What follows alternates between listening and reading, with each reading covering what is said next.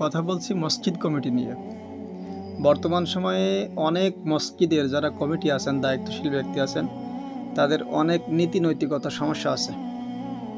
একজন ইমামের হাতের থেকে চুন খোসার আগেই দেখা গেল তার চাকরি নষ্ট হয়ে যায়, তার চাকরি থেকে বহিষ্কার করে দেওয়া হয়।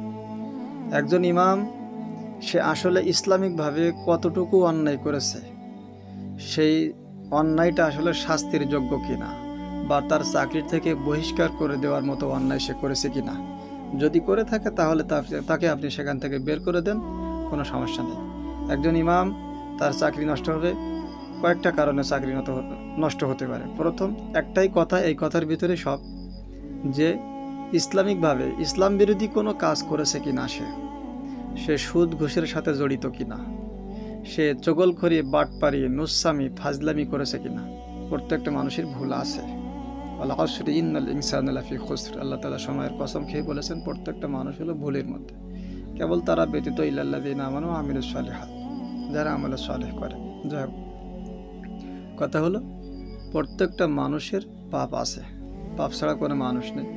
শুধু মুহাম্মদ সাল্লাল্লাহু আলাইহি ওয়াসাল্লাম, তারা নবীরা নিষ্পাপ মাসুম বেগুনাহ, আর বাকি মানুষ সবাই কোনো না কোনো মানুষের কোনো না কোনো দিক দিয়ে তারা দুর্বল আছে।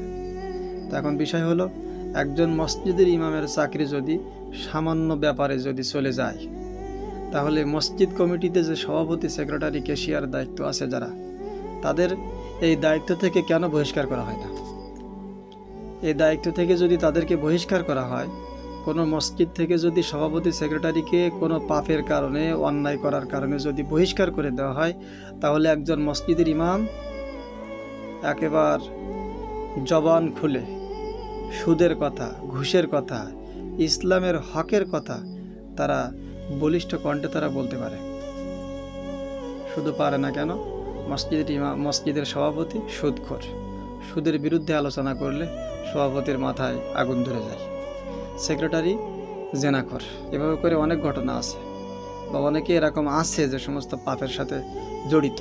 যে কারণে ইমাম যদি হকের কথা বলে, তাহলে মসজিদের সাধারণ মুসল্লির আগেই মসজিদ কমিটি হুজুরকে শত্রু চোখে দেখতে থাকে।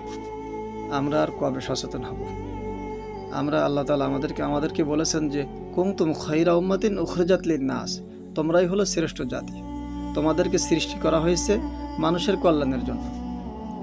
তোমাদের কাজ কি? তা'মুরুনা বিল মা'রুফ, তোমরা সৎ কাজের আদেশ করবা। এটাই কি আমাদের সৎ কাজের আদেশ?